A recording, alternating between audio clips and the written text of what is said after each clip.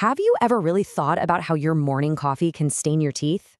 I mean, we're talking about enamel here, the hardest substance in your entire body. It seems impossible. Well, let's get into it and figure out the science behind how what we eat actually, literally, colors our smile. Okay, so first things first, we've got to bust a major myth. Your teeth aren't supposed to be paper white. Nope, their natural color is actually a mix of things, like your genes and even how thick your enamel is. So the real mystery isn't why they're not bright white, it's how the stuff we eat and drink every day can change their color. So to really get how teeth get stained, we have to go right to the scene of the crime, the tooth itself. And you know what?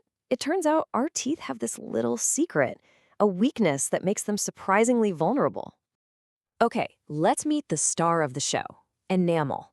This stuff is the super tough, mineral-rich outer shell that acts like a bodyguard for our teeth. But, and this is a big but, it has a weakness, kind of like an Achilles heel.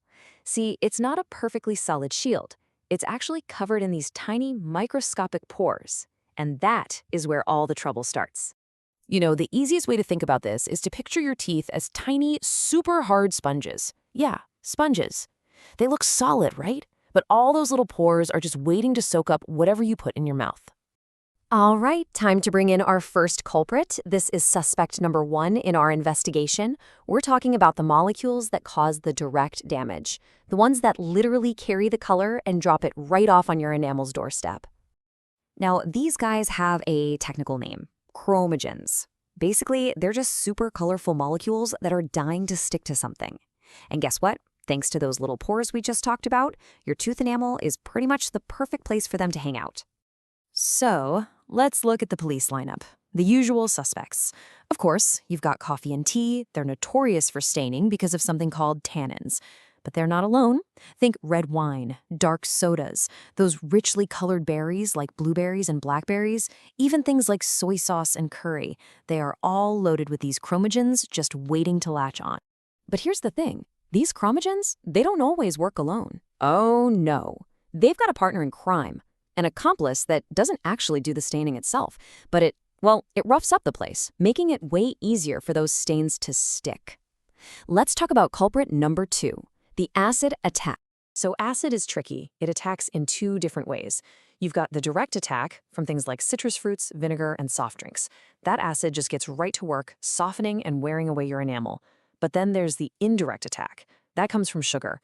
See, sugar feeds the bacteria in your mouth, and what do those bacteria do? They produce their own acid. Either way, the end result is the same, weakened enamel. And the plot thickens. Acid isn't the only accomplice we need to worry about. There's another factor that plays a surprisingly huge role in this whole process, especially when it teams up with our other culprits. And that factor is heat.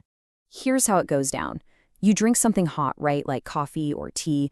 That heat actually makes those tiny little pores in your enamel expand just a little bit. And what does that do? It basically throws the doors wide open for those dark chromogens to sneak in even deeper, creating stains that are way, way tougher to get rid of. Okay, I know. It sounds like our teeth are just under constant attack, right? It's a little scary. But here comes the twist. Not everything you eat is a villain in this story. Some foods are actually the good guys, the heroes that actively help protect your teeth and fight back. First up, we have the scrubbers. Think crunchy foods like apples, carrots, and celery. When you chew them, their texture basically gives your teeth a mini scrub, helping to wipe away stains before they have a chance to stick. Then you've got the builders, like cheese and milk. They're loaded with calcium and phosphates, which are literally what your enamel is made of. So they help rebuild and strengthen any spots that have been weakened by acid. And last but not least, never, ever forget about plain old water. It's the ultimate rinser. It washes away those pigments and food bits and helps balance out the acid. So we've seen the culprits and we've met the heroes. Now it's time to bring it all together. Based on everything we've uncovered, we can put together a really simple but super effective game plan for protecting your smile. Okay, here are your go-to strategies. Seriously, just rinsing your mouth with water after you have coffee or berries can make a massive difference. If you're drinking dark or acidic stuff, try using a straw. It helps it bypass your front teeth. Make a point to eat those calcium-rich foods we talked about to help your enamel stay strong. And of course, this is all on top of your normal routine. None of it is a substitute for good old brushing and flossing. But listen up, because this next tip is probably the single most important and maybe most surprising thing we'll talk about. After you eat or drink something acidic, your enamel gets a little soft for a bit. If you brush your teeth right then, you're actually scrubbing away that weakened surface. You've got to wait. Give it about 30 minutes. That gives your own saliva enough time to neutralize the acid and let the enamel harden back up. Honestly, this one is a total game changer. So there you have it. We've seen the team of villains, the chromogens, the acid, the heat, and how they work together to stain our teeth. But we've also seen that we have allies in the form of certain foods and some really simple habits. The power to protect your smile is totally in your hands. So now that you know how it all works, which one of those culprits are you going to outsmart first?